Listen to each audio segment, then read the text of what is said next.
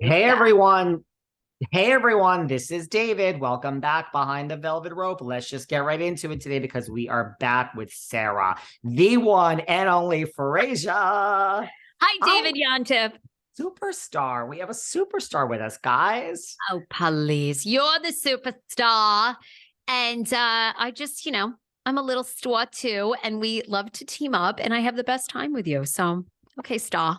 Before we get back into Tom and Ariana, we have so much more to talk about. My God. You all can you believe it? All of the any remaining behind the velvet rope listeners that were still not sure about your appearances here several times a week, even though we're a year into this, let me tell you, your rant on this podcast with me about Miss Shaw has won you many, many new favorite people. People loved your rant. I don't think I said a word. For everyone who thinks I interrupt Sarah after you're done sucking my dick, I don't think I interrupted you for like 9 minutes. You went on a rant against Miss Shaw a few weeks ago. Well, follow me on Instagram because I just lost a whole boatload of followers by sharing a Cochrane research article that masks are very ineffective against COVID. So I lost a whole bunch of followers. So at the Sarah Fraser Show on Instagram, I would love for you to follow me because I just lost a ton of followers. So yeah, thanks. Well, I think you might gain them because people loved your. I was like, oh, I guess she did go. I guess I'm so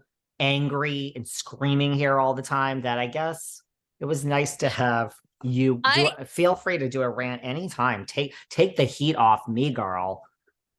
Well, all I said, I think the rant, because I've ranted about Jen Shaw especially after we interviewed Penny Puckett, people should go back and listen. It's on both of our platforms. Penny was a victim of Jen Shaw's.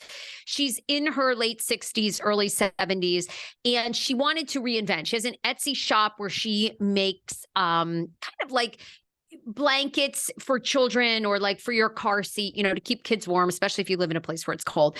And she had signed up for all of Jen's things to build a website, to learn how to sell. She really thought that she and her husband some extra money. Instead, they ended up having to sell their home to even survive and live.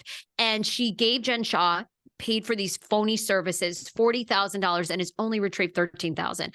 And to this day has never heard from Jen Stewart, the other guy who was the front man that ripped her off, has never heard from Better Business Bureau with an apology, and never heard from anybody. And this woman is the kindest woman. Said if Jen Shaw reached out to her, she wouldn't even know what to say because she feels like Jen's a big celebrity. I think Jen Shaw's full of shit. I said this, Jen, and it drives me insane that the Chrisleys and Jen Shaw use religion. They all sit there and coach praise and all this bullshit. These guys are longtime con artists.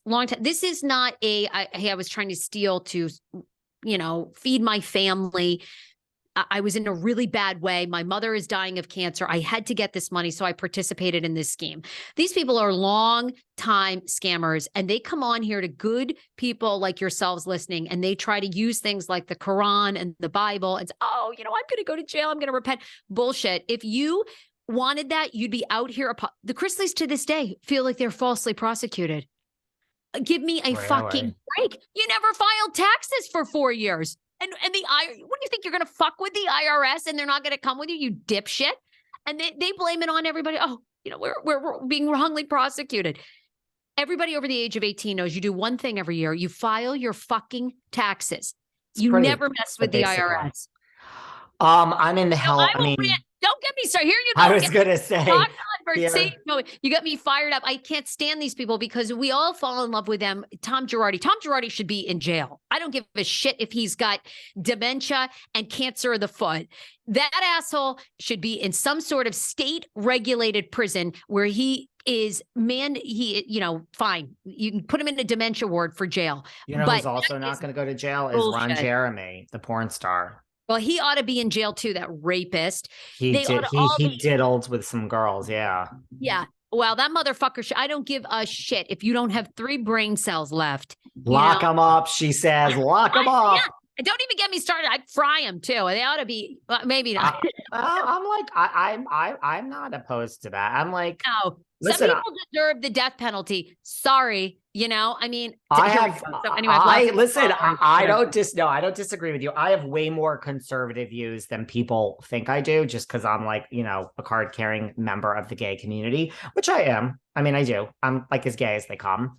And I am very socially liberal, but I'm not, I'm not opposed to the death penalty myself. So there you go. Bring on the hate, people. But you Here we know go. what? This isn't a political podcast, but I do want to say, hey, hate us. We're giving you more reasons.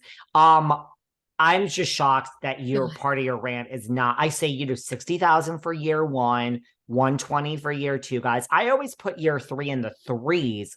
I think Miss Shaw got a bonus for all. You see that her salary's was four something for year three, 400 and something thousand, guys. Now $483,000, something like $35,000 per episode. That's pretty good. I think she got a book because normally year three is in the threes. It's like 340 is normally what you get. There you go. I mean, we're fine. The only reason we're hearing about this, the actual truth, is because, of course, she's had to file all kinds of court documents because, thank God, they are going to demand. They're saying $9 million in restitution, which I don't think she'll ever be able to come up with. But terrific, her wages will be garnered for the next. But she's not earning it anymore, right? There's no year salary for year four. The gig is over. Yes.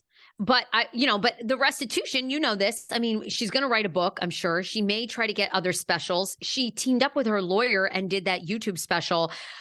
Oh, I don't know if she got any money from that, but I'm assuming she probably got reduced legal fee. He probably knocked $30,000 off, in legal fees or something. So she doesn't have to pay that. It's all a mess. But you know what? Tom and Ariana is still what's keeping people up. We left so many stones unturned last time. We were just scratching upon how and why. Look, I mean, I was saying that I think, maybe Tom's, just one of those narcissists and needs that constant. Look, if you really are that type of personality, you will always be single. You will always be breaking up with someone and going because your insides are not whole. You'll always go for that adoration. And, look, do I think, there's a lot of people saying Raquel did it for, her career. Like, when you think of Vanderpump Rules, you think of Stassi and Jax, whether they're there or not. Second, you kind of think of the Toms, Tom and Tom, maybe Katie. But Tom is up there in the Vanderpump, and this is such a thing, hierarchy. And Raquel is really a newbie. She's not in her first season, but we all know Raquel's name now, right? All around the world. So could she have done this for her reality TV career? Yeah, I think she did. Yeah, probably. It's an interesting move because, I don't know, do you want to get into the leaked PR plan? And you had said this on the last episode, but what's odd is Tom and Raquel don't seem, I don't know though. I got to say, there's been a lot of pictures, because everybody goes way back and brings up all these photos. They kind of look flirty together. They kind of actually look like a cute couple a little bit. I know people are like 100% team Ariana, and I get that, but they looked a little flirty, like together for a while. So, but it's odd.